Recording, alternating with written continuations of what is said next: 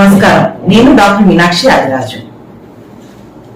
ప్రేక్షకులందరికీ కూడా పరాభవనామ సంవత్సర శుభాకాంక్షలు. ఈ సంవత్సరంలో ఉండే ముఖ్యమైన తిథులు ముందుగా తెలుసుకుందాం. యమునా నది పుష్కరాలు రాబోతున్నాయి. అవి 2 జూన్ నుంచి 13 జూన్ వరకు ఉంటాయి. తర్వాత 15 జూలై నుంచి 13 ఆగస్టు వరకు గురుమౌఢ్యం ఉంది. అట్లాగే 17 అక్టోబర్ నుంచి 30 అక్టోబర్ వరకు శుక్రమౌఢ్యం ఉంది. ఈ 2 సమయాల్లో కూడా మనం ఏ శుభకార్యాలు తలపెట్టాం. తర్వాత 4 మే నుంచి 28 మే వరకు కూడాను కర్తవ్య సమయం. ఈ సమయంలో గృహ నిర్మాణం మనం నిషిద్ధంగా భావిస్తాం. అంటే ఎండలో పనిచేసేవన్నీ కూడా ఎండాకాలం కాబట్టి ఆ సమయంలో చెయ్యం. అట్లాగే 20వ తారీఖు ఏప్రిల్ 20వ తారీఖు అక్షయ తృతీయ. మేషరాశి ఫలితాలు: ఆదాయం 11, వ్యయం 5, రాజ్యపూజ్యం 2, అవమానం 4. ఇక్కడ వ్యయం కన్నా ఆదాయం ఎక్కువగానే ఉంది కాబట్టి సమస్య లేదు.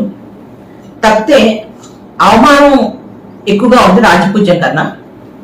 అంటే ఎవరో వచ్చి మిమ్మల్ని అవమానిస్తారని కాదండి, రావాల్సిన గుర్తింపు రాకపోవచ్చు.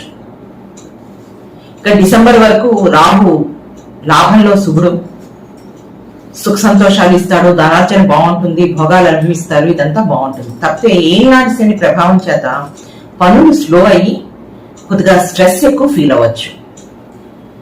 డిసెంబర్ నుంచి ఏంటంటే రాహు దశమానికి మారుతాడు. అక్కడి నుంచి కొద్దిగా పనిలో మీకు వృత్తి ఉద్యోగాల్లో ఒత్తిడి కనిపించవచ్చు. కుటుంబంలో ఎటువంటి సమస్యలు లేవండి, అంతా బాగానే ఉంటుంది. ఇక సోదర వర్గంతో బాంధవ్యం బాగుంటుంది. ఈ రాశిలో ఉన్న మీడియా వాళ్ళకి సమయం అనుకూలంగా ఉంది. అందరి సహకారాలతోటి మీరు అన్ని పనులు కూడా సాధించగలుగుతారు. ఆస్తులు పెంచుకునేందుకు మంచి సమయం ఇది.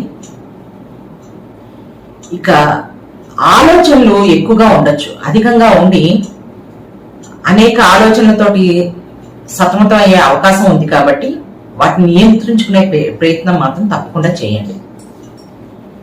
ఉద్యోగ ప్రయత్నాలు చేసేవాళ్ళు పోటీ పరీక్షల్లో ఈ సంవత్సరం పోటీ పరీక్షలు రాయబోయే వాళ్ళు మాత్రం శ్రమ పడాల్సిన అవసరం ఉంది.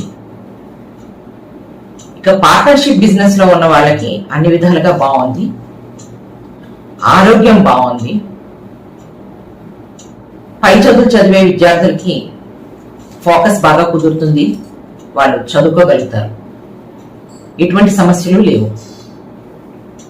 ఇక ఈ రాశి వాళ్ళు ఏనాటి శని ప్రభావం ఉంది కాబట్టి శివారాధన చాలా అవసరం. చేయించుకోగలిగే వాళ్ళు ప్రతి సోమవారం కూడా శివాభిషేకం చేయించుకోండి. తర్వాత దుర్గాదేవి ఆరాధన కూడా అవసరం. ద్వాత్రిశనామ స్తోత్రం దుర్గాదేవిది రోజుకు 3 సార్లు చదువుకోగలిగితే, స్నానం చేసిన తర్వాత ఒకసారి అమ్మవారి పటం ముందు కూర్చుని చదువుకోగలిగితే చాలా శుభం జరుగుతుంది.